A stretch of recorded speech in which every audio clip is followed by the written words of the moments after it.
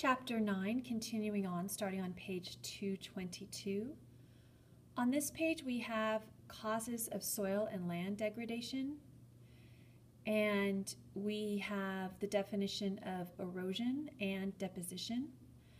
So again, when I talk about the causes, it's right here after the definition, soil degradation, and we have forest removal, cropland, agriculture, and overgrazing are causes of degradation.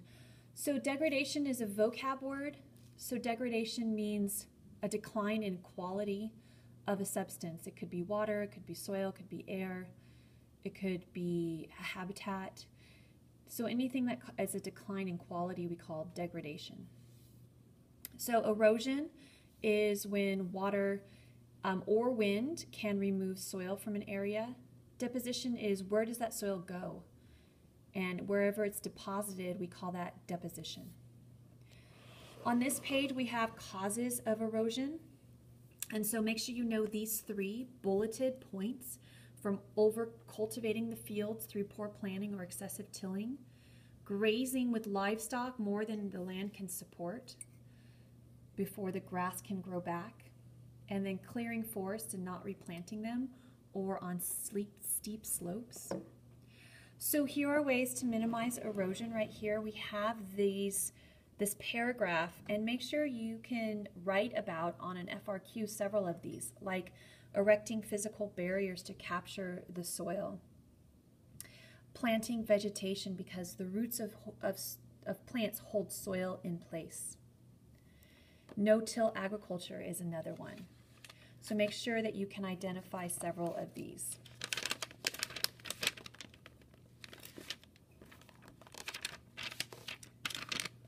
All right, going on to the next page, but my pages are stuck, so let me try and undo them. There we go. All right, on page 224, we have the definition of desertification. It is not turning into a desert. It can be, but that's not the definition of it. So a loss of more than 10% of a soil's productivity can create what we call desertification. Doesn't mean that it'll be a desert, but we call it this. I know it's a confusing term, but that's just what it is. So how do we lose soil productivity? Through erosion, dust storms, and salinization are three main ways. So the Dust Bowl, we have this sequence of events that occurred. In the 1880s, the United States passed the Homestead Act, which allowed farmers to have 160 acres, and they had to farm it for a number of years, and then they got the land. And so in the 1900s, the 1910s, and the 1920s, farmers used up all of their acres of land, all 160, to grow wheat, because wheat is a cash crop. You make a lot of money from wheat, but wheat needs a lot of rain, and nobody knew this at the time, but those decades were extra rainy, more than normal. But farmers didn't know this because nobody had really lived there before. They didn't know that there wasn't that much rain in this region. We know this now because we have many decades of weather reports that we can look at. But at the time that the farmers started settling, nobody knew that it was just extra rainy, and that's not normal. In the 1930s, the rain stopped and a drought came in. And because the farmers had tilled up all of their soil, because that's just what you did back in the day. You tilled it up, you planted, you put your seeds in the ground, and then the rains never came. But the winds came instead and blew away all of that loose topsoil. And so that's the Dust Bowl. So a result of the Dust Bowl is the Soil Conservation Service. So the United States government put together an agency that helped farmers learn practices to keep their soil in place, so when there is a drought and there are winds, it won't blow away the topsoil. And you can see up here pictures of the Dust Bowl and the main areas of where it hit the most and where they lost all of that topsoil. On the bottom here on page 226, know what crop rotation is. We use crop rotation as a solution to a lot of problems, so make sure you really understand crop rotation. So make sure you read through this paragraph several times. So this section also describes for you different ways that we can prevent erosion, and there's lots of pictures here. So the descriptions are here and the pictures are here. And we have crop rotation, contour farming, terracing is on steep slopes, and then we have intercropping where you have different crops planted at different times or in different sections and strips. Shelter belts are a way to prevent wind erosion. You have these lines of trees in between your crops. You can see that actually around here on the Highway 126, the one you take to go to the beach to Ventura.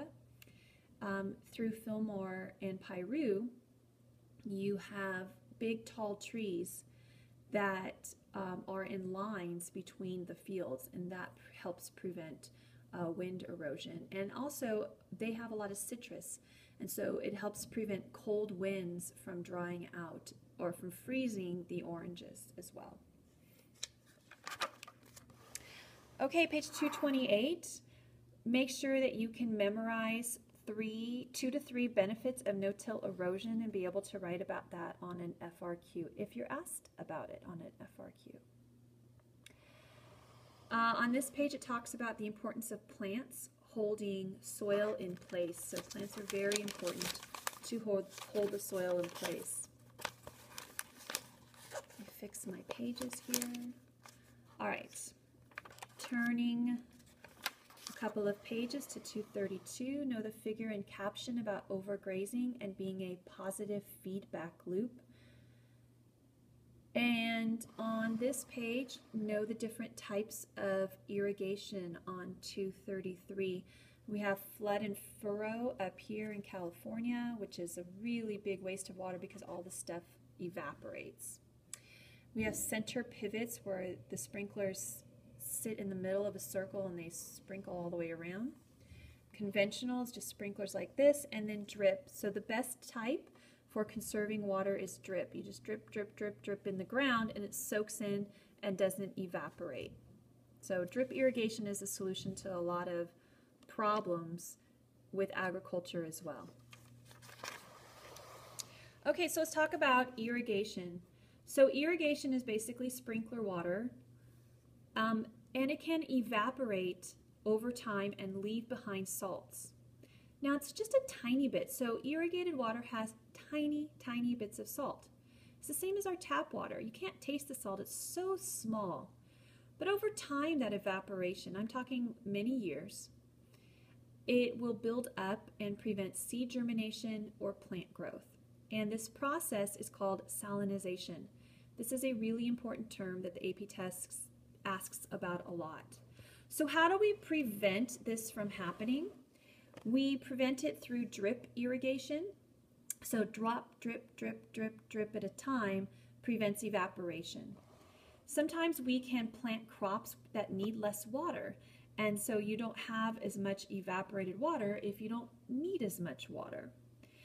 Water sensors, a lot of farmers put these computer sensors in the ground, and it only waters when the ground reaches a certain level of dryness, and then the sprinklers go on, so you don't overwater either. And then layers of humus on the soil prevent evaporation as well. Okay, so let's say you have salty soil, and what do you do now? You own this land, you want to farm, what do you do? How do you fix it? So mitigation means to fix. If you have a lot of fresh water to flush through the soil, you can do that, but in a drought or in some places where water is scarce, you don't really have the availability of fresh water to flush through the fields. You can also plant barley, which is salt tolerant. So there are still some crops that you can plant that have a certain tolerance for salty soil. So the next page talks about what are fertilizers. So you do need to know that these 3 substances make up fertilizer. Nitrogen for green leafy growth, phosphorus for roots, potassium for flowering.